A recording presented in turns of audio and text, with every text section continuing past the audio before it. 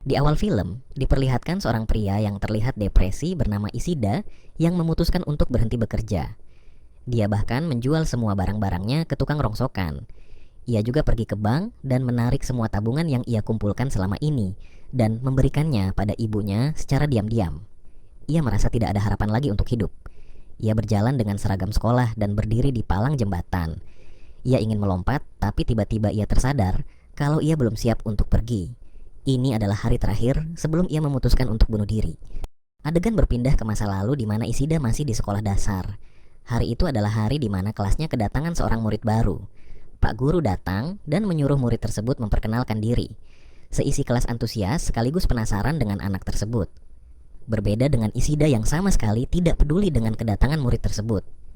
Beberapa menit berlalu, tapi anak tersebut tetap diam. Semuanya semakin penasaran. Tiba-tiba Pak Guru menepuk pundak anak itu. Barulah ia mulai mengeluarkan sebuah buku yang bertuliskan buku komunikasi. Di buku tersebut tertulis kalau namanya adalah Shoko Nishimiya. Buku ini adalah buku perantara untuk yang ingin berkomunikasi dengannya. Gadis ini tuli. Seisi kelas menjadi terkejut termasuk Ishida. Pas istirahat, murid-murid perempuan berkenalan dengannya. Mereka menggunakan buku komunikasi untuk berbicara satu sama lain. Anak-anak perempuan menanyakan nama panggilannya. Nama panggilan Shoko adalah So, yang ternyata sama dengan nama Ishida. Ishida yang mendengar hal itu jadi kesal dan menarik celana Tomihiro dengan keras. Pelajaran kembali berlangsung. Karena tidak bisa mendengar, Ueno menepuk punggung Shoko dan menawarkan bantuan dengan mencatat semua materi dan memberikannya pada Shoko. Kelas selanjutnya adalah kelas paduan suara. Shoko salah ketukan dan Miki memberitahunya. Temannya yang lain jadi sedikit cemas dan kesal. Kelas kembali dimulai. Ueno disuruh membaca materi, tapi pelafalannya buruk hingga ditegur Pak Guru. Pas giliran Shoko, cara bicaranya berantakan, tapi Pak Guru terlihat biasa saja. Dan tiba giliran Ishida, ia meniru cara bicara si Shoko dengan maksud mengejek. Pak Guru langsung menegur si Ishida. Pada saat kebersihan, anak perempuan sibuk mengobrol. Shoko datang dan ingin bergabung, tapi mereka mengabaikannya.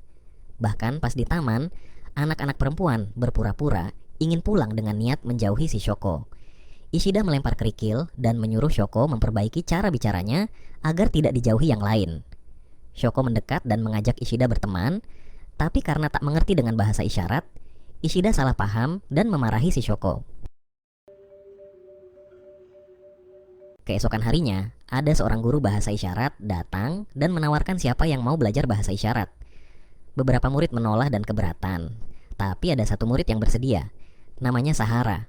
Shoko dan Sahara menjadi teman yang baik. Tapi anak-anak yang lain malah mengejek Sahara, dari cara berpakaian hingga dibilang caper. Karena tidak tahan, Sahara pindah sekolah. Ishida dan yang lainnya malah menyalahkan Shoko yang menjadi alasan Sahara pindah sekolah. Ishida dan yang lainnya menulis kata buruk di papan tulis tentang Shoko yang jadi alasan Sahara pindah. Tapi pas Shoko masuk, mereka berpura-pura tak tahu dan menghapus papan tulis. Shoko malah menulis kata terima kasih di papan tulis. Kejahilan Ishida semakin menjadi-jadi. Pas kelas berlangsung ia meneriaki Shoko, membuang alat bantu dengarnya, mencoret buku Shoko, menyiram dengan air, hingga mencabut alat bantu dengar secara paksa yang membuat telinga Shoko berdarah. Sepulang sekolah, Shoko menemui Ishida dan meminta maaf. Tapi malah makin dijahili oleh si Ishida. Hari berganti hari. Di suatu pagi, kepala sekolah memberitahu bahwa Shoko absen. Ibunya Shoko meminta ganti rugi atas rusaknya 8 alat bantu dengar.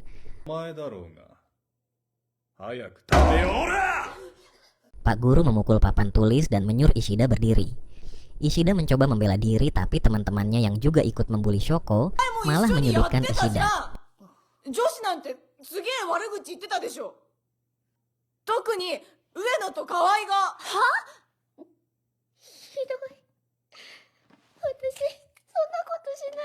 Adegan berpindah di mana Ishida tercebur di kolam. Di situ ia menemukan buku catatan Shoko dan menyimpannya. Ketika sampai di rumah, Ishida mendengar wali kelasnya menghubungi ibunya dan menceritakan semua kejahilan Ishida. Ibunya menegur dan mengajaknya menemui keluarga Shoko. Di perjalanan ibunya mampir ke bank menarik sejumlah uang. Ibu Ishida mengobrol dengan ibu Shoko. Ishida berjalan-jalan sembari menunggu ibunya. Tanpa sengaja ia melihat Shoko sedang memberi makan burung merpati. Ia berusaha menghindar tapi tetap ketahuan.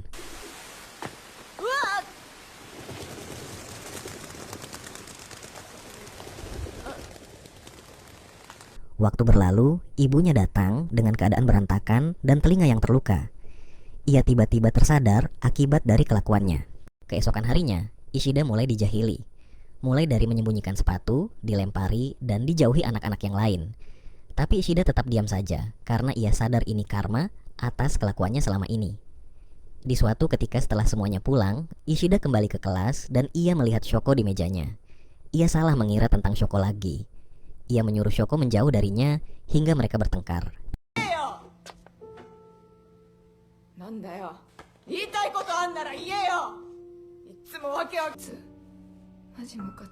Esoknya, Pak Guru memberitahu kalau Shoko sudah pindah sekolah.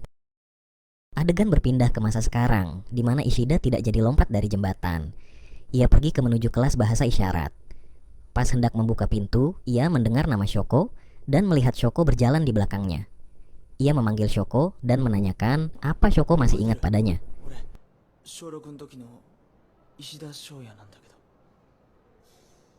Shoko langsung syok dan kabur. Ia bersembunyi di lorong dekat tangga. Ishida mengejar Shoko dan berbicara padanya dengan bahasa isyarat. Shoko terkejut kenapa Ishida bisa bahasa isyarat.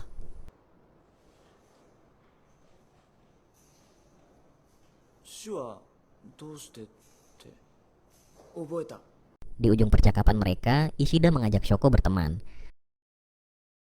Ishida merasa malu dan teringat dengan maksud dari Shoko dulu. Shoko terkejut dan menangis. Adegan berganti di mana keponakan Ishida bernama Maria memanggil Ishida untuk sarapan. Setelah Ishida duduk di meja makan dan hendak makan, ibu Ishida berterima kasih karena diberi uang dari kerja keras dan hasil menjual kasur dan barang lainnya. Ibunya dengan santai menanyakan apakah Ishida mau bunuh diri. Ishida terdiam. Ibunya mengamuk padanya.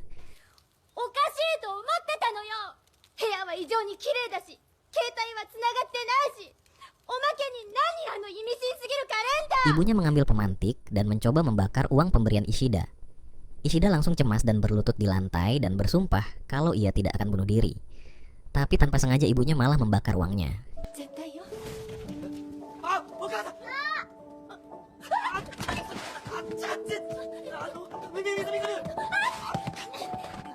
Dalam perjalanan ke sekolah, ia berpikir tentang bagaimana ia mencoba bunuh diri kemarin dan pertemuannya dengan Shoko, di mana mereka memberi makan ikan.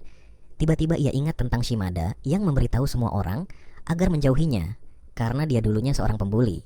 Dia sadar bahwa semua ada karmanya dan semua orang akan memalingkan wajahnya. Ishida memutuskan untuk menyendiri. Saat berjalan di lorong, ia merasa semua mengabaikannya. Semua wajah orang di sekitarnya ditutupi garis X yang besar. Saat bel istirahat, Kawai teman sekolahnya menyuruhnya mengumpulkan buku catatan. Ia menjawab Kawai tanpa melihat wajahnya. Tiba-tiba ia menyadari seisi kelas membicarakannya yang selalu sendiri dan tak mau bergaul. Ishida ingat bagaimana Shimada menolak pemberiannya dulu, dan itu membuatnya semakin kesepian. Saat makan siang, ia melihat seseorang yang lagi makan sendiri. Ia teringat bagaimana ia masih punya nyali untuk menemui Shoko. Ia bingung apa yang harus ia katakan saat bertemu lagi dengan Shoko nanti. Ia khawatir kalau Shoko akan ilfil padanya. Sepulang sekolah, ibunya minta maaf karena membakar uang Ishida dan bilang kalau tidak mau menerima uang sebagai ganti nyawa Ishida. Besoknya, pas di parkiran, ia melihat orang yang makan sendiri kemarin. Orang itu sedang dipalak dan membutuhkan bantuan. Ishida awalnya bingung, tapi dia tetap datang dan meminjamkan sepedanya.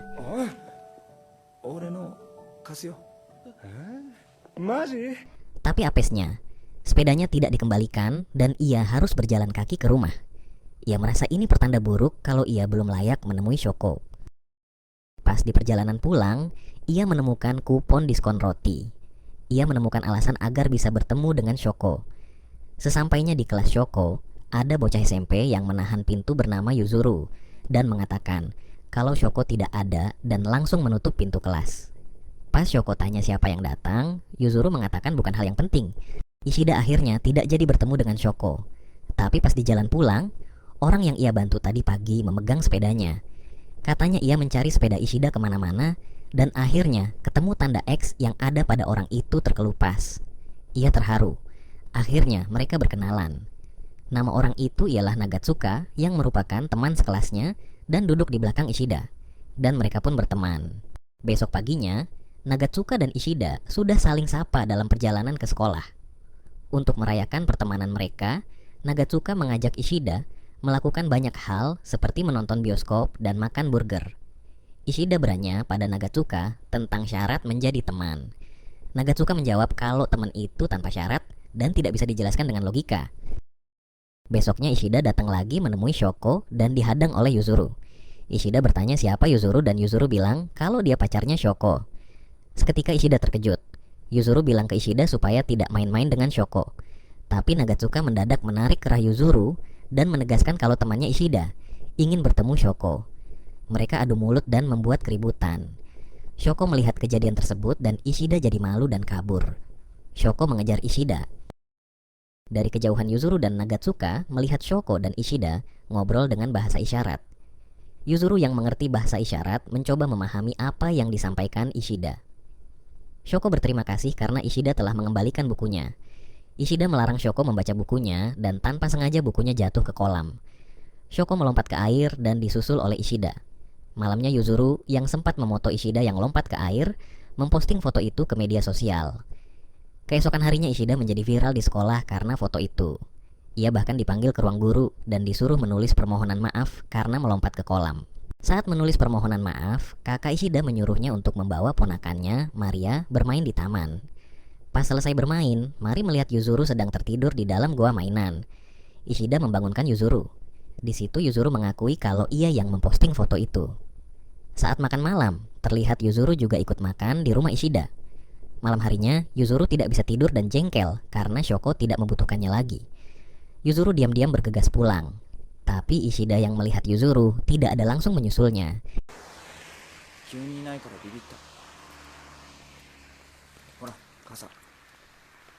Ishida mengantar Yuzuru pulang. Di perjalanan pulang, Ishida bertanya tentang bagaimana berpacaran dan bagaimana Shoko yang sekarang. Yuzuru menjawab dengan polos dan membuat Ishida salah sangka. Setelah sampai di dekat jembatan perumahan Yuzuru, ia mengatakan dengan bahasa isyarat pada Ishida kalau ia sebenarnya adalah adik perempuan Shoko. Ishida langsung terkejut. Dan tiba-tiba ibunya Shoko datang menampar Ishida. Ibunya menarik Yuzuru pulang. Sesampai di rumah ibunya melarang Yuzuru, dan Shoko bergaul dengan Ishida. Esoknya Yuzuru mengembalikan payung Ishida, dan Ishida memberitahu kalau Yuzuru itu adik perempuan Shoko. Singkat cerita Ishida dan Shoko bertukar nomor. Di situ Shoko menanyakan nomor Sahara, tapi Ishida tak memilikinya. Di kelas Ishida bertanya pada Kawai, tapi tak juga punya nomor Sahara. Tapi Kawai tahu di mana sekolah Sahara. Awalnya Ishida berniat menemui Sahara sendirian, tapi Shoko bilang ke adiknya kalau dia sangat ingin bertemu Sahara. Ishida dan Shoko menaiki kereta cepat menuju sekolah Sahara. Di kereta, Shoko mengirim pesan teks ke Ishida dan berterima kasih karena telah membolehkannya ikut menemui Sahara. Pas di stasiun, tanpa sengaja mereka berpapasan dengan Sahara. Sahara terkejut karena Shoko datang bersama Ishida. Shoko dan Sahara mengobrol layaknya gadis seumuran mereka. Ishida yang kurang mengerti obrolan gadis berangkat duluan. Tapi tanpa sengaja ia bertemu dengan Ueno yang sedang membagikan kupon. Tapi Ueno langsung pergi setelah itu. Ishida berniat mempertemukan Ueno dengan Shoko. Ishida mengajak Nagatsuki ke tempat Ueno bekerja. Tapi setelah sejam menunggu, Ueno tak kunjung muncul. Adegan berpindah di mana Shoko dan neneknya ada di klinik spesialis telinga. Dokter mengatakan kalau Shoko tidak ada harapan untuk mendengar lagi. Hal itu membuat Shoko murung dan merenung di kamarnya seharian. Hari berganti, terlihat Ueno mendadak muncul dan duduk di sepeda Ueno. Di situ Ueno meminta maaf pada Ishida tentang kejadian dulu. Di kejauhan, terlihat Shoko ada di seberang dan ingin menyeberang. Ueno melihatnya dan menghampirinya. Bukannya menyesal karena membuli Shoko pas SD, Ueno malah menjahili Shoko dan merampas alat pendengaran Shoko. Ishida menegur dan mengembalikan alat bantu dengar ke Shoko. Setelah itu Ueno pergi begitu saja meninggalkan mereka. Pagi telah tiba, Yuzuru terkejut melihat Shoko untuk pertama kalinya menguncir rambutnya. Ia menemui Ishida dan memberikan hadiah. Shoko mengatakan kalau dia menyukai Ishida. Tapi karena Shoko tidak pakai bahasa isyarat, Ishida jadi kurang paham apa maksud perkataan Shoko. Di kelas, Ishida melihat Kawai mengganti gaya rambut. Ishida bertanya kenapa wanita suka mengganti gaya rambut. Singkat cerita, Kawai bilang ke Ishida kalau Mashiba ingin berteman dengannya. Mashiba muncul dan seketika tanda X di wajahnya mengelupas. Sepulang sekolah, Ishida, Nagatsuki, Sahara, Mashiba, Yuzuru, dan Kawai bertemu dan saling berkenalan satu sama lain. Di situ Ishida bertanya ke Yuzuru, kenapa Shoko tidak datang? Ishida juga merasa bersalah karena tidak memahami perkataan Shoko kemarin. Hari berganti, mereka semua berkumpul dan pergi ke taman hiburan. Sesampai di sana, Ueno terlihat menyapa Shoko. Mereka mencoba berbagai wahana yang ada di sana. Setelah puas bermain, Ueno meminta Ishida membelikannya takoyaki. Ishida pergi dan ia terkejut kalau penjual takoyakinya ialah Shimada. Ishida pergi begitu saja, tapi Ueno mengatakan kalau ia ingin Ishida dan Shimada berteman lagi seperti dulu. Tapi Ishida menolak. Ueno juga mengatakan kalau Shoko tidak ada, semuanya tidak akan menjadi seperti ini. Pas mau pulang, Ueno mengajak Shoko menaiki kincir. Hanya mereka berdua. Sebelum naik, Yuzuru meletakkan kamera di leher Shoko untuk merekam apa yang mereka bicarakan selama di kincir. Hari berlalu. Yuzuru datang ke rumah Ishida dan menunjukkan hasil rekaman pembicaraan mereka. Selama di kincir, Ueno bilang ke Shoko kalau mereka tidak pernah saling mengerti dari dulu. Ueno mengatakan kalau para gadis di SD dulu selalu menghindari Shoko. Shoko juga selalu meminta maaf dan tidak pernah menerima dirinya. Di sekolah, Mashida bilang ke Ishida kalau Kawai mengatakan kalau dulu Shoko dibully teman sekelasnya. Ishida bertanya kepada Kawai, kenapa Kawai menceritakan hal buruk yang terjadi dulu? Bukannya dapat jawaban, si Kawai ini malah membela diri dan membongkar kalau si Ishida dulu adalah pembuli. Seisi kelas jadi tahu tentang kejahilan Ishida dulu ke Shoko. Ishida yang kesal pergi begitu saja meninggalkan mereka. Ishida pergi ke kolam dan tanpa sengaja bertemu dengan Shoko, Sahara, dan Yuzuru. Tak berlangsung lama, Nagatsuki, Kawai, Mashiba, termasuk Ueno, datang ke sana mengantarkan tas Ishida yang ketinggalan.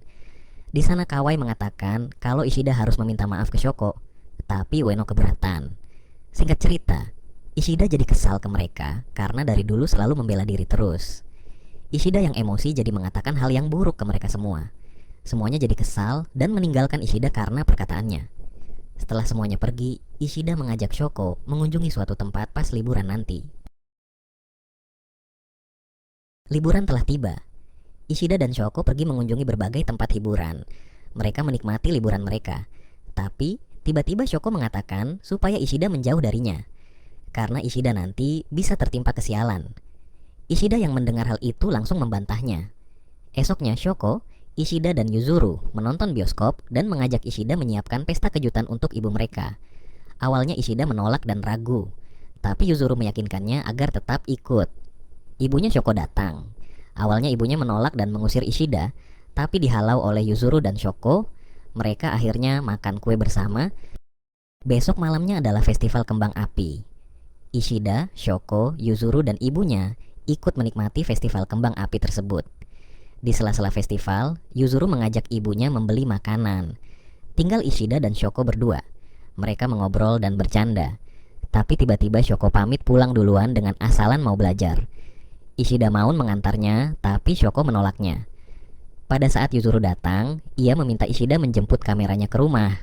Sesampai di rumahnya si Shoko, Ishida melihat Shoko hendak melompat bermaksud bunuh diri. Ishida berteriak kencang agar Shoko turun. Ishida dengan sekuat tenaga mengejar Shoko dan menangkap tangan Shoko. Karena sudah tidak kuat lagi, Ishida menarik Shoko sekuat tenaga ke atas, tapi malah ia yang jadinya terjatuh ke bawah. Adegang berpindah ke rumah sakit. Ishida ternyata selamat, tapi harus dirawat di rumah sakit. Terlihat ibu Ishida mengobrol dengan Yuzuru. Dan ibunya Shoko datang menghampiri mereka dan berlutut serta minta maaf. Ibunya Shoko dan Yuzuru minta maaf karena Shoko telah membuat Ishida terluka. Di tempat lain terlihat Ueno yang sedang menghajar Shoko dan menyalahkannya. Ueno memarahi Shoko habis-habisan. Dan ibunya Shoko datang menampar Ueno. Kini malah Ueno dan ibunya Shoko yang berkelahi. Ibunya Ishida datang dan melerai keduanya. Shoko yang masih tergeletak langsung berlutut di kaki ibunya Ishida dan meminta maaf. Adegan berpindah di rumah Shoko. Di situ Yuzuru merasa bersalah karena kakaknya yang berniat bunuh diri. Ibunya juga menangis menyalahkan diri mereka. Esoknya Shoko pergi ke rumah sakit mengunjungi Ishida, tapi dilarang oleh Ueno. Nagatsuki yang melihat hal itu mencoba membantu. Nagatsuki mengajak Shoko ke tempat lain dan mengobrol tentang bagaimana Ishida.